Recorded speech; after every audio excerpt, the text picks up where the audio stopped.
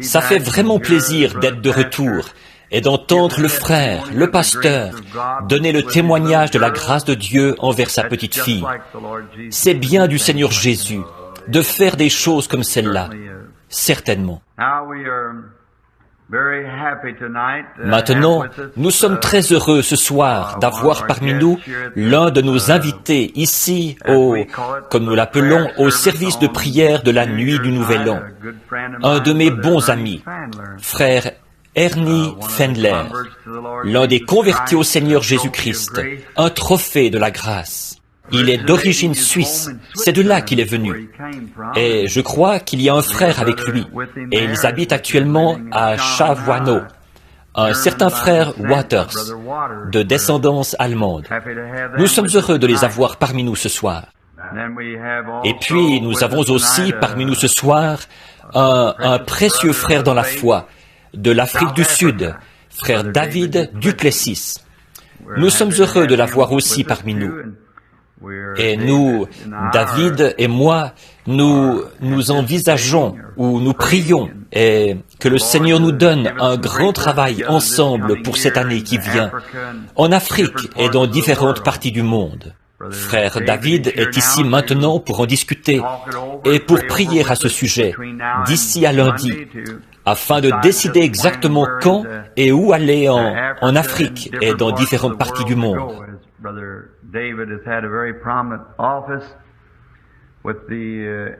Comme frère David a occupé un poste très important à la Convention mondiale pentecôtiste. Et aussi, il est bien connu de beaucoup de grands conducteurs religieux dans le monde entier.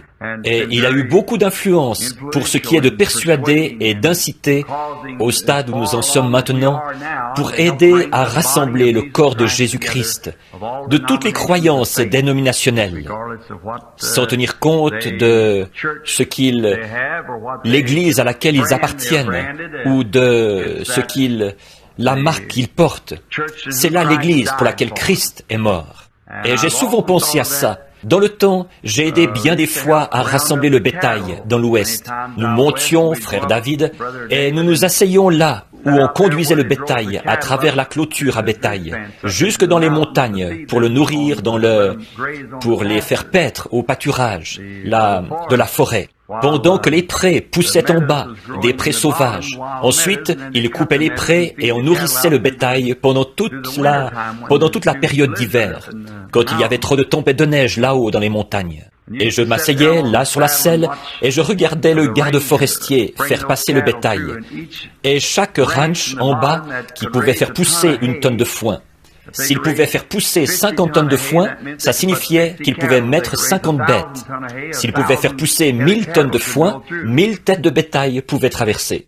Chaque homme mettait une marque sur ses vaches. Il regardait attentivement les marques, bien sûr, les différents ranchs, pour ne pas les confondre. Et puis, quand le garde forestier, lui, ne s'intéressait pas tellement à la sorte de marque qui traversait, parce qu'il y avait toutes sortes de marques. Mais il y a une chose qu'il devait vraiment vérifier, c'était l'étiquette du sang. Elle devait porter l'inscription Hereford, sinon elle ne pouvait pas traverser la barrière. On leur faisait faire demi-tour, voyez ? Et je pense que c'est comme ça que ce sera au jugement. Ce ne sera pas la sorte de marque que nous portons, mais si l'étiquette du sang est là. C'est ça la chose qui comptera. L'étiquette du sang. Et je suis très heureux que frère David soit parmi nous. Et je vois que frère Estelle Biller était ici il y a un petit instant. Je l'ai vu se lever au fond quelque part. Et d'autres ministres que nous voulons entendre ce soir. Et puis, je pense qu'il y a frère Ruddle et les autres qui vont venir aussi, parce qu'ils vont rester jusqu'à minuit. Cependant, frère David ne peut pas rester jusqu'à minuit. C'est un homme très sollicité partout.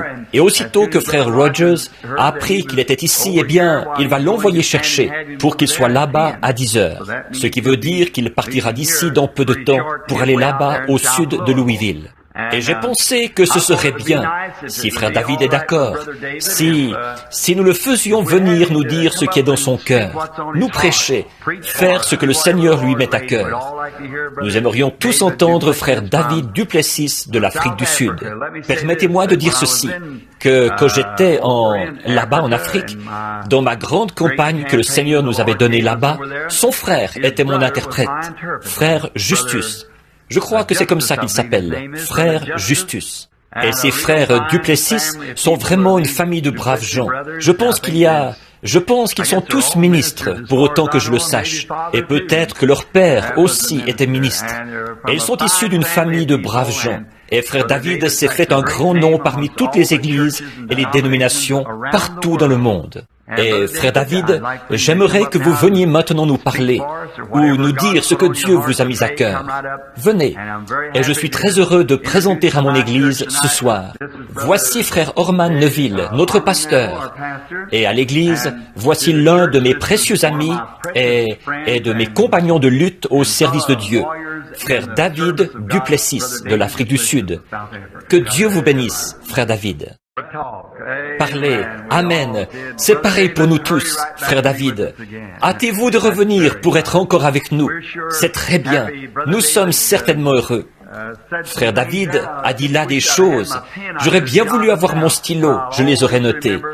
Mais je me souviendrai toujours des petits-fils, les petits-enfants. Eh bien, nous apprécions certainement la visite de notre frère. Et il a été en relation avec la conférence mondiale des croyants pentecôtistes. Et c'est un homme important dans le genre de travail qu'il accomplit dans le monde entier. Et nous avons de la chance ce soir que frère David vienne nous parler à cette nuit de Nouvel An. Et vous pouvez voir ce que les grands hommes pensent de notre Seigneur, pensent de son grand serviteur. Maintenant, je crois que, comme demain c'est le Nouvel An, il ne reste que quelques heures là, et je dois partir tôt demain matin. Alors j'ai pensé parler juste un petit peu, si frère Neville est d'accord, frère Biller et les autres ministres ici. Je ne prendrai pas beaucoup de temps, et je pense que si nous disions Amen et que nous rentrions à la maison, ce serait un merveilleux message, et nous pourrions être reconnaissants au Seigneur de ce que nous avons ici ce soir. Et maintenant, mais comme c'est la nuit du Nouvel An, nous nous divertissons simplement en nous entretenant du royaume de Dieu, en prêchant, jusqu'à ce que vienne la nouvelle année. Et je dois me lever très tôt demain matin, bien avant le lever du jour. Et je ne suis pas aussi jeune que David. Peut-être que je ne me sens pas aussi jeune que lui. Bien sûr, David est un petit peu plus âgé que moi. Je pense qu'il est plus âgé de 7 ou 8 ans, peut-être de 10 ans. Mais il est vraiment une boule de feu pour Dieu. Il a fait 50 000 milles cette année pour le royaume de Dieu. Maintenant, il est en route pour aller prêcher chez frère Rogers. Et demain, il sera chez quelqu'un d'autre ailleurs, puis ailleurs, et ailleurs encore. Et il sera ici de nouveau lundi. Je dois le rencontrer pour faire les préparatifs d'une tournée mondiale prévue pour très bientôt. Et nous devons être en Afrique, d'après ce que j'ai compris cet après-midi, en mars, ce mois de mars prochain. Je dois rencontrer Clayton Sonmore, des hommes d'affaires chrétiens du plein évangile cette semaine, ou au courant de la semaine prochaine, la première moitié, pour faire les préparatifs pour la Jamaïque, pour Haïti. La semaine prochaine, je descends au Kentucky, ou en Géorgie, pour les réunions de là-bas. Je reviens tout de suite après et je descends dans le Kentucky, un soir ici, un soir là, pour atteindre ces églises-là. Et de là, je rentre directement chez moi. Puis je vais à Atlantic City pour commencer le 27 jusqu'au 30. Et je repars de là le matin du 1er pour commencer ce soir-là à Kingston, en Jamaïque, au champ de course, pour des réunions pendant 10 jours là-bas. Et à partir de là, ensuite, en Haïti et ailleurs, où que nous allions. De là, nous ne savons pas où aller, simplement comme le Seigneur nous conduira. Or, toutes ces choses sont en préparation. Voyez, je n'ai pas dit oui. David est ici, Clayton va venir, Gordon, frère Gordon Lindsay va venir pour l'Amérique du Sud, et les autres, les hommes d'affaires chrétiens, c'est pour l'Amérique latine. Frère David, lui, c'est pour la Suisse, l'Allemagne, et ainsi de suite. Mais nous ne savons pas encore. Continuez à prier. Je ne veux aller nulle part tant que Dieu ne m'a pas dit d'y aller. Et autant que je sache. Donc, si je me sens conduit à y aller, alors quand je descends de l'avion, et quelle que soit l'opposition, je peux dire, je viens au nom du Seigneur Jésus. Je suis reconnaissant pour David, l'amitié que nous avons eue ensemble, parce que cet homme est un homme très important. Mais il croit certainement à ce ministère du Seigneur. Il y croit certainement. Et nos noms ont été associés ensemble partout dans le monde, maintenant. Frère David et moi. Et je suis si content d'être associé à un homme comme celui-là. Mais mes amis, j'apprécie cela. Mais la plus grande chose à laquelle je puisse penser m'associer, c'est à Jésus-Christ, le Fils de Dieu, ce grand personnage-là. Maintenant, il y a Frère Neville et d'autres qui vont parler dans quelques instants. Mais maintenant, je voudrais lire juste un petit quelque chose dans l'Écriture. Et c'est bon, je pense, la nuit du Nouvel An, de voir différents prédicateurs et la manière dont ils abordent un sujet et ce qu'ils disent et tout. Et chaque homme a sa manière à lui de prêcher. Vous savez, Dieu ne nous a pas tous fait semblables. Il nous a fait différents. Il nous a fait différents de stature. Il a fait le monde différent.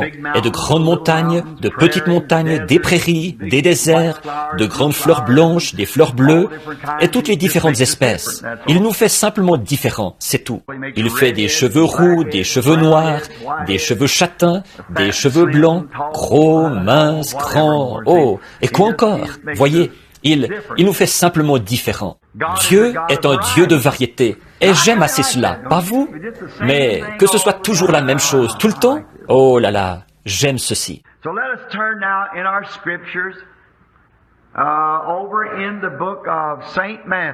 Alors, prenons maintenant nos Écritures dans le livre de Matthieu, l'Évangile selon Matthieu, à partir au verset 4. Je désire lire pour nous un texte avec l'aide du Seigneur. Matthieu, chapitre 4.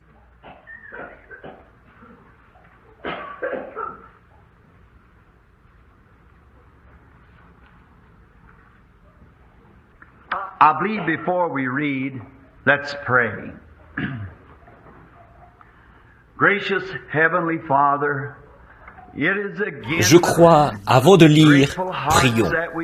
Bienveillant Père Céleste, c'est encore avec des cœurs reconnaissants que nous approchons de cette nouvelle année. Et nous nous approchons de toi, et nous t'apportons tous nos soucis passés, et te demandons de les mettre dans la mer de l'oubli, et de ne plus te souvenir de nos péchés contre nous. Et puissions-nous non seulement examiner notre être spirituel, mais puissions-nous examiner notre communion avec toi, et pardonne-nous tous nos péchés. Et nous demandons que ton esprit traite avec nous ce soir. Et s'il y a quoi que ce soit d'impur en nous, Seigneur, emporte-le aussi loin que l'Est est éloigné de l'Ouest. Jette-le dans la mer de l'oubli, pour ne plus t'en souvenir contre nous, afin que nous puissions entrer dans cette nouvelle année pure, lavée par le sang de l'agneau, et que nous soyons prêts. Puisse cette année 1960 être la plus grande année où nous t'ayons jamais servi. Donne-nous infiniment. Toutes ces réunions en cours, Seigneur, auxquelles nous pensons, avec Frère Duplessis, et partout dans le monde, en Asie et en Europe, et partout. Seigneur, que ce soit ta volonté et ta puissance qui conduisent à ces choses.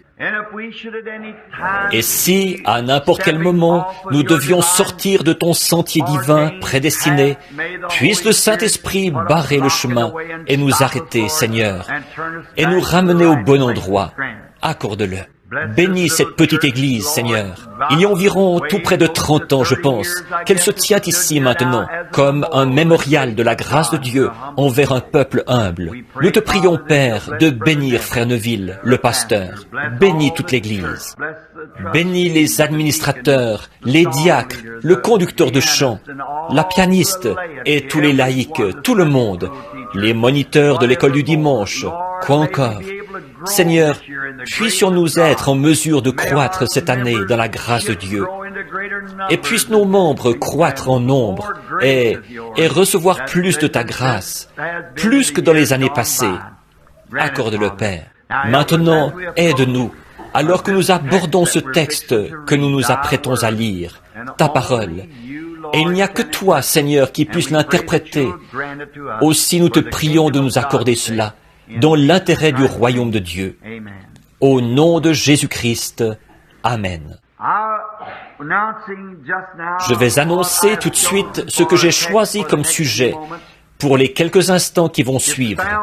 Ça se trouve dans l'Écriture ici, et je vais le lire. Le titre, ce que je veux donner comme titre, c'est « Dès ce moment ».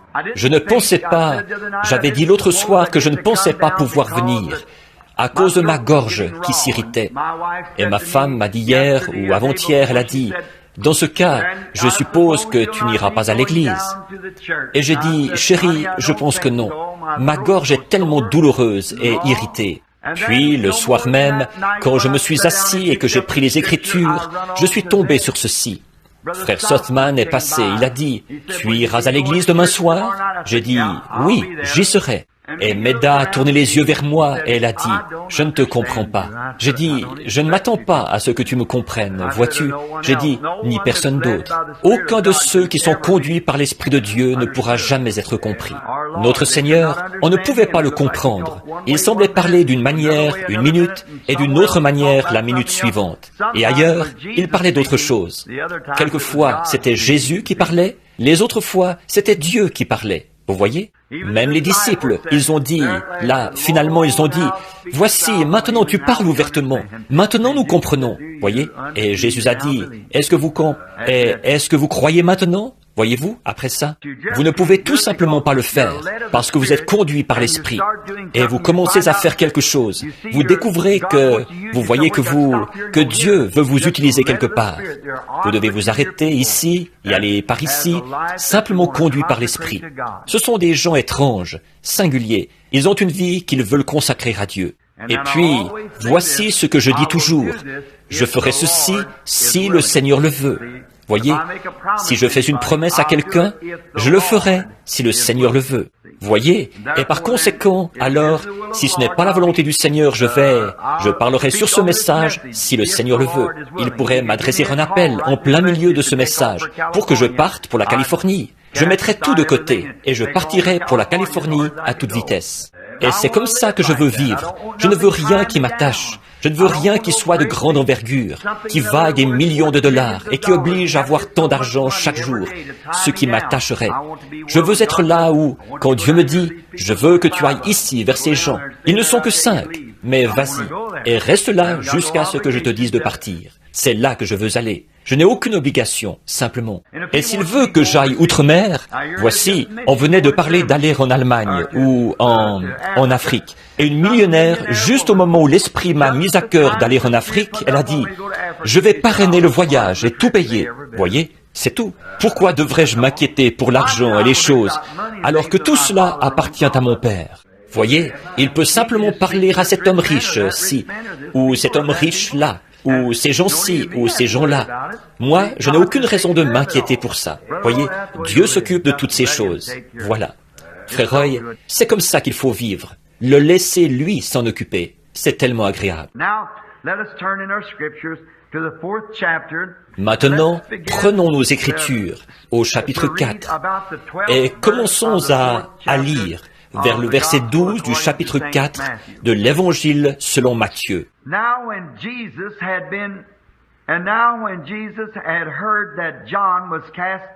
Jésus ayant appris que Jean avait été livré, se retira dans la Galilée. Il quitta Nazareth et vint demeurer à Capernaum, situé près de la mer, dans le territoire de Zabulon à Nephtali,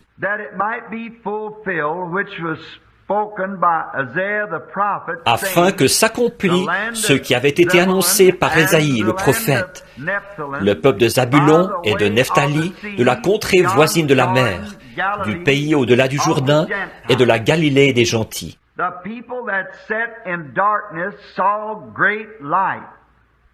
Ce peuple, assis dans les ténèbres, a vu une grande lumière. Et sur ceux-là qui étaient assis dans les régions de l'ombre de la mort, la lumière s'est levée. Dès ce moment, Jésus commença à prêcher et à dire, « Repentez-vous, car le royaume des cieux est proche. »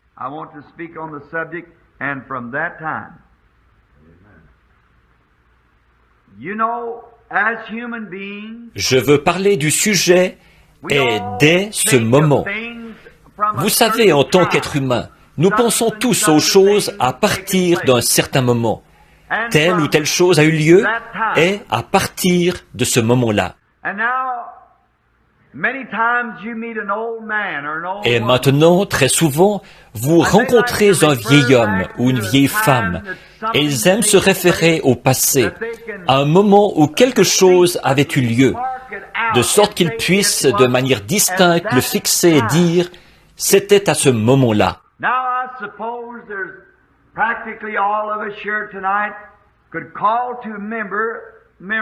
Maintenant, je suppose que pratiquement tous ici ce soir, nous pourrions nous rappeler certaines choses qui ont eu lieu à un certain moment.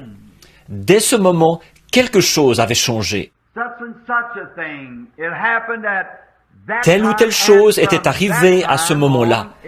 Et à partir de ce moment-là, c'était différent. Et c'est bien que nous puissions faire ça. Et certains de ces souvenirs, certaines de ces choses auxquelles nous pensons, ce sont des choses valables qui ont produit un changement. Et il y a certaines choses qui, elles, ne méritent pas tellement qu'on y pense.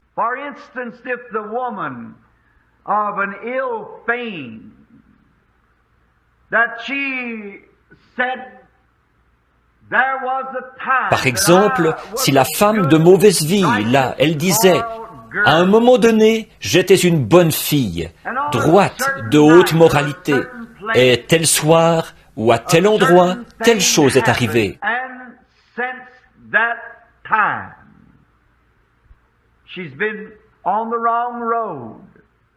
Et depuis ce moment-là, elle est sur la mauvaise voie. Sa vie a été gâchée par le péché, l'obscurité et les ténèbres. Et seul le jugement l'attend. Mais elle peut se rappeler que c'est à partir de tel moment, le moment où c'était arrivé, qu'elle a pris la mauvaise voie. L'homme ivre ce soir dans les rues, qui cherche à noyer ses chagrins, vous pourriez le ramasser. C'est comme quand je suis allé sur le Bowery, ici, il y a quelque temps à New York, le grand centre des ivrognes.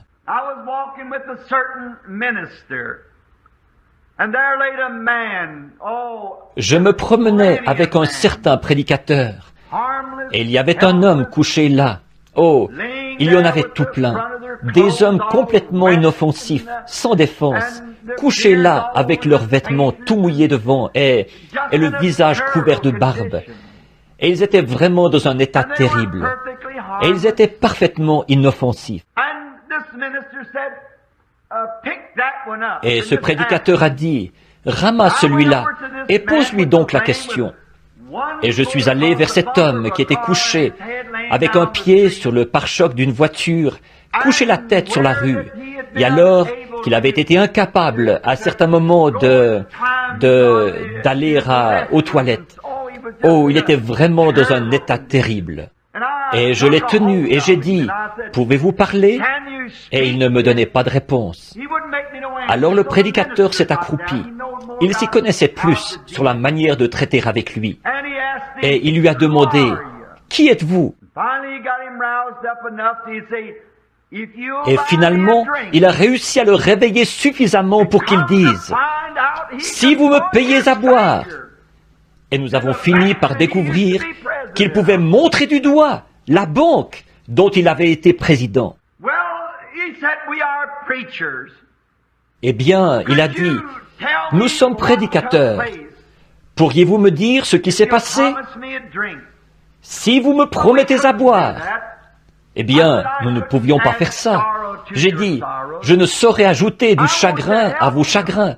Je veux vous aider. » toute son histoire. Il était rentré chez lui un soir, et il y avait ce qu'il a appelé une lettre « Dear John » sur la table. Là, sa femme l'avait quitté. Il l'aimait. Et elle lui avait pris les enfants. Et il s'était retrouvé divorcé. Elle s'était enfuie avec un autre homme. Et il a dit, je ne savais pas quoi faire, me faire sauter la cervelle ou quoi. Alors je suis allé au bar. Et dès ce moment, voilà où il en était. Ça se passe partout dans le monde. Le menteur. Si vous en preniez un, comme je disais un jour à un homme qui, je pensais, racontait des histoires drôles, et j'ai fini par découvrir qu'il avait tellement raconté de mensonges qu'il les croyait vraiment lui-même. J'ai dit, qu'est-ce qui vous fait faire ça? Et je me suis assis pour causer avec lui. J'ai dit, je voudrais vous demander, ces histoires-là sont trop farfelues pour que les gens les croient. Il a dit, le premier que je peux me rappeler avoir raconté.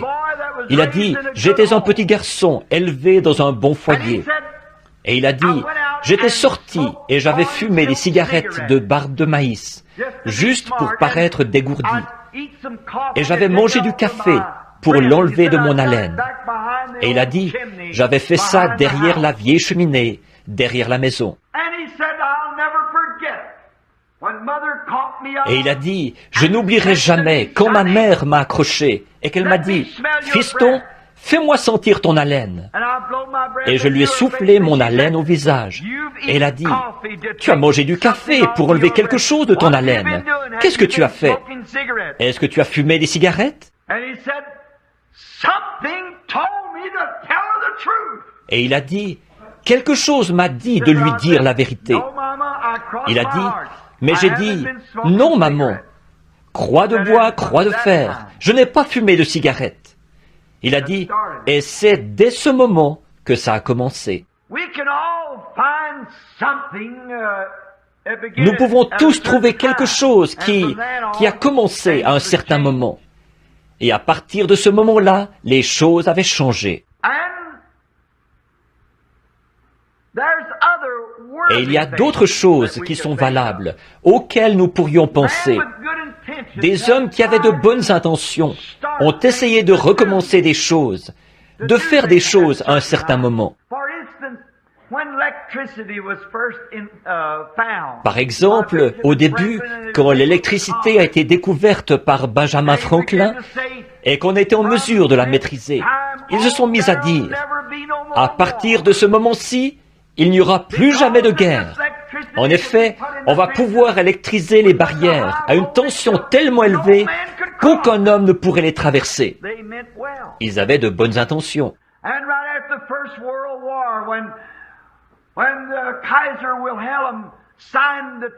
Et juste après la Première Guerre mondiale, quand Kaiser Wilhelm a signé le traité de paix, on nous disait, ici en Amérique, j'étais un gamin d'environ 9 ans, mais je me rappelle encore que les gens disaient tous, nous n'aurons plus jamais de guerre. À partir de ce moment-ci, c'est réglé pour toujours. Mais nous avons eu une autre guerre.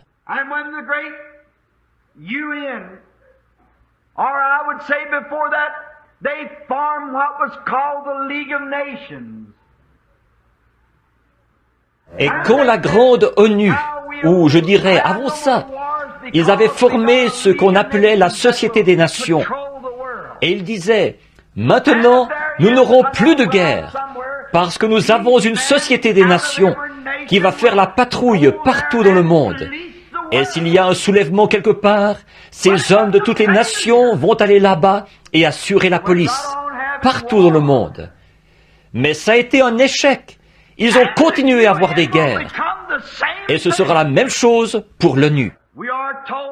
Maintenant, on nous dit par une prédiction que demain soir ou dimanche soir, le même homme qui avait prédit Pearl Harbor, le moment précis où les avions le bombarderaient, il a dit que dimanche soir à minuit, 75% de la population américaine sera réduite en cendres, que la Russie bombardera les États-Unis dimanche soir prochain à minuit. Le même homme qui avait prédit Pearl Harbor.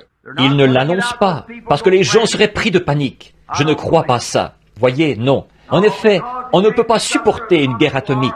Si l'une des leurs traversait le mur du son, par ici, nous en lancerions par là, et le monde volerait en éclats. Quelque chose doit encore arriver avant que Jésus vienne. C'est exact.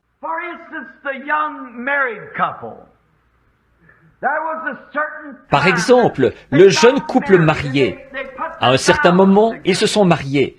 Et ils ont fait leurs vœux ensemble. Ils se sont promis fidélité l'un à l'autre.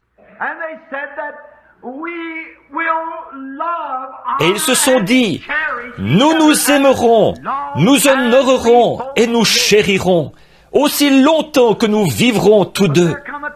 Mais à un moment donné, il s'est passé quelque chose.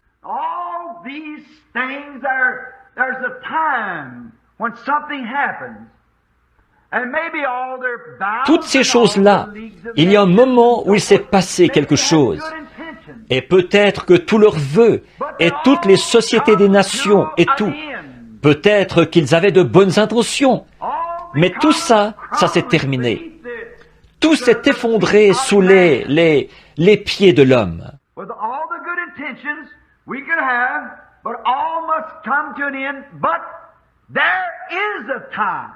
Malgré toutes les bonnes intentions que nous pouvons avoir, tout doit se terminer. Par contre, il y a un moment où l'homme peut en arriver à quelque chose qui est éternel. C'est quand un homme, le moment où l'homme rencontre Dieu, c'est là qu'il se passe quelque chose qui est éternel. Nous commettons des erreurs et nous faisons des vœux la nuit du Nouvel An pour les briser le lendemain. Nous tournons la page et nous adressons des vœux et nous allons auprès des prêtres et, pas nous, mais les catholiques le font. Et nous nous confessons et nous faisons vœu de tempérance et nous venons à l'autel et nous tournons la page. Mais tout ça, c'est en vain. En effet, la prochaine fois que quelqu'un se trouvera sur notre chemin, ou quelque chose comme ça, ce vieux tempérament colérique ressortira tout de suite de ses gonds. Chaque fois que nous avons des ennuis, ou quelque chose comme ça va se passer encore.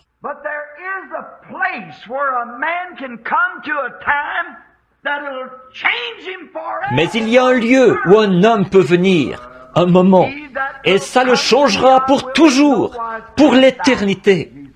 Je ne mettrai pas dehors celui qui vient à moi, a dit Jésus. Un homme peut venir à Dieu et sa destination éternelle est complètement changée. Et un homme peut rencontrer Dieu et il ne peut plus jamais être le même.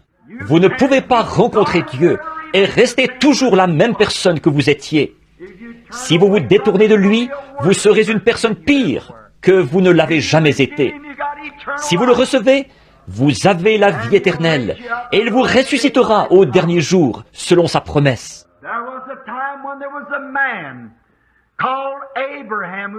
À un moment donné, il y a eu un homme appelé Abraham, qui venait du pays des Chaldéens, et il habitait dans la ville d'Ur.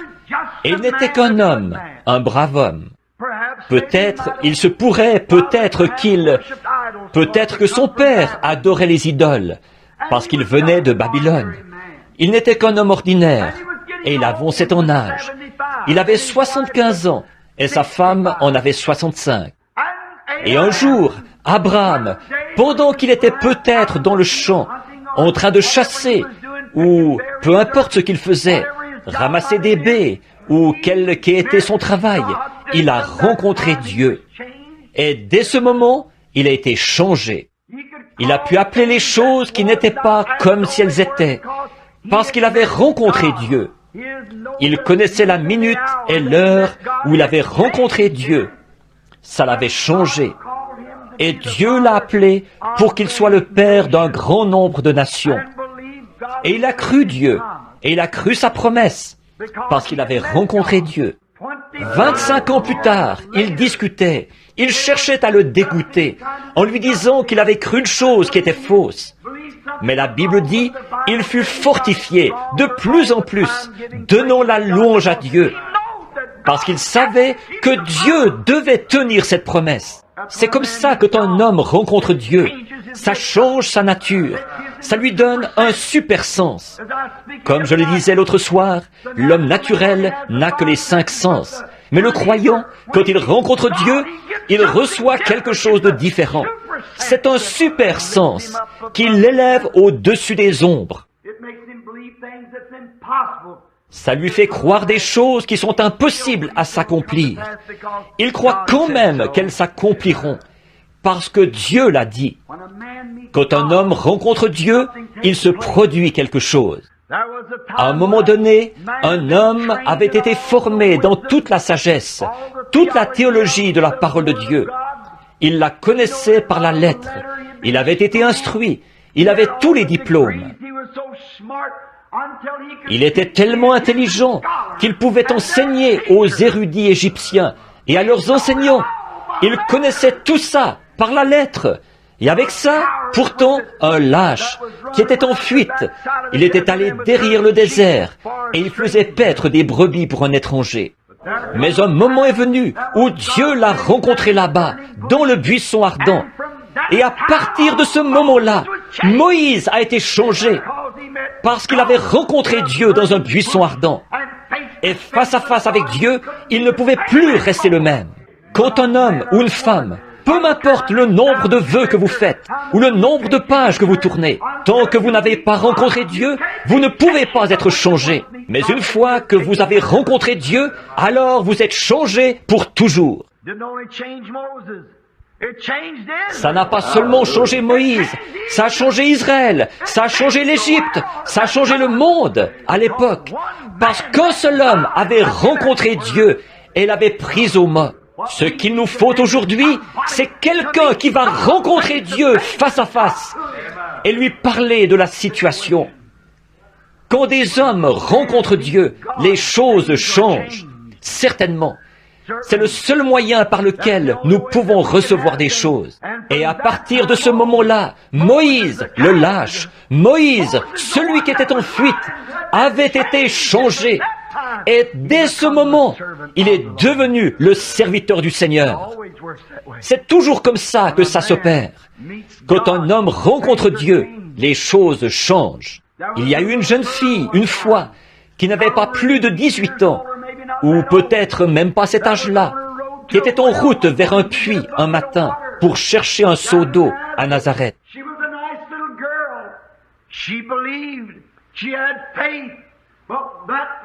C'était une jeune fille bien, elle croyait, elle avait la foi, mais ce matin-là, elle a rencontré Dieu, et Dieu lui a dit quelque chose, elle l'a cru. Et c'est ce qui a changé tout le cours de la vie de cette femme, et ce qui la rend immortelle. Elle s'appelait Marie, la mère de notre Seigneur Jésus. La demoiselle n'était qu'une jeune fille ordinaire, mais elle a rencontré Dieu. Et à partir de ce moment-là, il s'est passé quelque chose. Certainement. Il y a eu un homme du nom de Pierre, un vieux pêcheur rude, probablement rustre au plus haut point, et c'était probablement un gros dur à cuire. En effet, il y a quelque temps ici, j'ai vu la pièce intitulée « Le grand pêcheur ». J'ai trouvé que c'était une très bonne description de Pierre, parce que c'était un grand gaillard si rude. Il ne se souciait de rien, il ne croyait pratiquement à rien. Mais un jour, il a rencontré Dieu. Et dès ce moment, il a été changé. Dès ce moment, il est devenu un apôtre du Seigneur Jésus-Christ. Comme frère David Duplessis nous parlait tout à l'heure de Saul de Tarse, un meurtrier qui avait gardé les vêtements des meurtriers là et qui avait été témoin et avait approuvé la mort d'Étienne, le martyr. Il avait des lettres dans ses poches pour se rendre auprès des conseils supérieurs des églises et arrêter les gens qui faisaient trop de bruit, qui poussaient des cris et louaient Dieu.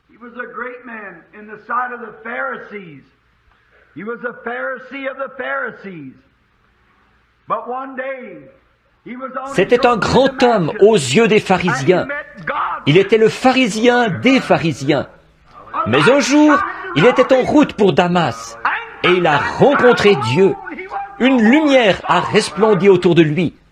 Et à partir de ce moment-là, il n'était plus Saul de Tarse, mais il était Paul, l'homme humble, l'homme doux, parce qu'il avait rencontré Dieu et ça l'avait changé.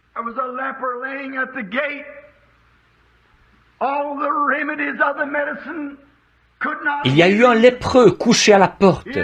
Tous les remèdes de la médecine ne pouvaient pas le guérir. Il avait tellement de plaies vives que ses mains, il n'arrivait plus à les lever. Et ses pieds, il pouvait à peine les traîner. Son cas était désespéré. Mais un jour, il a rencontré Dieu qui sortait à la porte. Et il s'est prosterné et a adoré. Et il a dit, « Si tu le veux, tu peux me rendre pur. » Et il a dit, « Je le veux, sois pur. » Et dès ce moment, il n'avait plus de lèpre parce qu'il avait rencontré Dieu. Il y a eu un aveugle assis au bord du chemin et il ne pouvait pas distinguer la lumière du jour de l'obscurité. Il n'y avait rien qui pouvait l'aider. Un jour, quelqu'un sortait de la ville de Jéricho et c'est alors qu'il a rencontré Dieu. Et dès ce moment, il a pu voir. Il a recouvré la vue. La perception de la lumière avait pénétré ses yeux et il pouvait de nouveau voir. En effet, dès ce moment où il a rencontré Jésus, il a été un homme différent. Il a retrouvé la vue. Quand une personne rencontre Dieu, il se passe quelque chose. Ça, c'est sûr. Il y a eu un jeune homme, à un moment donné. C'était sans doute un bon citoyen du pays. Mais il était pris de crise. Il était tellement violent que la prison ne pouvait pas le retenir. Et on l'avait lié avec des chaînes. Et il avait une légion de démons en lui, à tel point qu'il pouvait briser les chaînes et se libérer. Et les démons l'avaient entraîné dans un cimetière où il avait sa demeure. Il enlevait les plaques et il devenait si méchant qu'il se meurtrissait. Oh, c'était un gars terrible. Quand ces crises le quittaient, sans doute qu'il pensait, « Qu'est-ce que je fais ici ?» Et presque au même moment, les démons revenaient sur lui et ils le meurtrissaient et l'agitaient avec violence. Mais un jour, il a rencontré Jésus. Et à partir de ce moment-là, le fou de Gadara a recouvré son bon sens, s'est habillé, s'est assis à ses pieds. Il a pu rentrer chez lui comme un gentleman. Il a pu retourner à la civilisation. Il a pu rentrer auprès de ses bien-aimés. Et il a pu dire, dès ce moment, j'ai été changé. Oui. Un jour, là-bas au calvaire, alors Dieu et la mort se sont trouvés face à face. Alors la vie et la mort se sont rencontrées. Mais c'est à ce moment-là que la vie, Christ, a arraché l'aiguillon de la mort. Et depuis ce moment-là, la mort n'a plus d'aiguillon en elle. J'en suis tellement heureux. Oh Dieu, la mort et Dieu se sont rencontrés. La mort n'a plus été la même. Maintenant, elle n'a plus d'aiguillon. Le croyant chrétien peut l'affronter sans hésiter et dire, « Ô mort, où est ton aiguillon? Tombe, où est ta victoire? » Pourquoi? Toutes les deux ont rencontré Dieu. Depuis ce moment-là, elles n'ont plus été les mêmes. Aucun homme ne peut rester le même. Rien ne peut rester le même une fois qu'il a rencontré Dieu. Vous ne serez plus jamais le même. Je me rappelle encore, quand j'étais couché là sur le lit d'hôpital, les médecins me donnaient 3 minutes à vivre. Mon cœur battait 17 fois la minute. J'ai rencontré Dieu. Depuis ce moment-là, je n'ai plus été le même. Il m'est arrivé quelque chose. Personne ne peut me dire le contraire. Bill Branham est mort. J'ai rencontré Dieu et quelque chose est entré en moi. Je n'ai plus jamais été le même. Depuis cet instant où je l'ai rencontré, il m'a changé, il m'a rendu différent. Ce n'était pas une question de faire un vœu de nouvel an, mais j'ai rencontré Dieu. Hommes et femmes, quand vous rencontrez Dieu, vous êtes changés. Nous faisons nos vœux de nouvel an ce soir. Nous repartons demain matin pour les briser, le lendemain pour les briser. Mais ce qu'il nous faut faire, ce n'est pas un vœu de nouvel an, mais ce qu'il nous faut, c'est de nous trouver face à face avec Dieu et avoir la vie éternelle, naître de son esprit. Il y avait un vieil homme, à un moment donné, qui n'arrivait pas à se décider. Le diable martelait sans cesse pour l'en empêcher.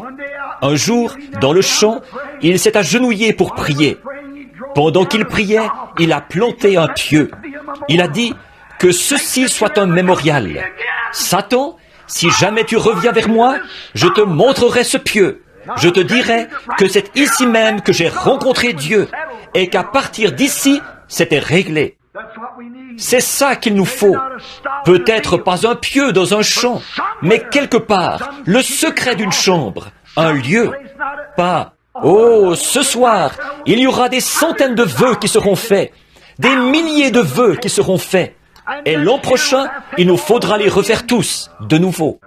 Nous dirons, nous cesserons de mentir, nous cesserons de faire ceci, et nous abandonnerons notre tempérament colérique. Nous accomplirons plus de choses pour Dieu. Nous ferons ceci, cela ou autre chose, seulement pour découvrir que tout ça, c'est en vain. Ce que l'homme doit faire ce soir, c'est se trouver face à face avec Dieu. Et à partir de ce moment-là, il est une créature changée. Alléluia! Oh, comme j'aimerais pouvoir le dire de la manière que je le crois. Mais quand un homme rencontre Dieu, il est changé. Dès cet instant-là, pour le reste de ses jours, il ne sera plus jamais le même, parce qu'il a la vie éternelle. Il est une nouvelle créature. Les choses anciennes sont passées, et toutes choses sont devenues nouvelles pour lui. Il a un tout autre aspect. Le malade peut venir devant Dieu, alors que les médecins ont dit « il va mourir ». Mais il peut venir devant Dieu et plaider sa cause. Et il s'en retournera une personne différente. Et à partir de ce moment-là, oh, je me rappelle le sénateur Upshaw, assis dans un fauteuil roulant pendant 66 ans. Ce soir-là, là-bas en Californie, quand le Saint-Esprit est descendu et qu'il a commencé à parler, il a rencontré Dieu. Et à partir de ce moment-là, il a pu marcher sans ses béquilles. J'ai vu des moments où des gens étaient étendus là, rongés par le cancer. Ils n'étaient plus que l'ombre d'eux-mêmes. Et les médecins passaient et ils disaient, c'est fini pour eux. Leurs bien-aimés se rassemblaient là pour leur adresser les derniers mots qu'ils pouvaient, un encouragement. Mais ils ont rencontré Dieu et à partir de ce moment-là, ils ont été changés. Ils mènent une vie différente. Je peux voir la femme impure, là dans la rue. Je peux voir l'ivrogne, là dans la ruelle. Je peux voir l'hypocrite, là dans l'église. Tous ces gens de toutes sortes, chaque nouvel an, ils tournent une nouvelle feuille. Et ils tâchent de faire quelque chose de différent. Ils tâchent de faire des restitutions et de faire tout le reste. Qu'ils rencontrent Dieu une fois et à partir de ce moment-là, Jésus a prêché dès ce moment à ceux qui étaient assis dans les régions de l'ombre de la mort. Et je dis ce soir, si un homme veut qu'un vrai changement s'opère en lui, qu'il se trouve face à face avec Dieu, qu'il le rencontre une fois, alors il pourra dire, à partir de là, à partir de ce moment-là, j'ai été un homme changé. Je le sais par expérience. Dans un instant, l'Église va se rassembler ici autour de l'autel. Vous allez reconsacrer vos vies. Vous allez abandonner des choses et déposer des choses à l'autel. Frères, permettez-moi de vous donner un conseil. Si vous n'avez jamais rencontré Dieu face à face, permettez-moi de vous dire quelque chose.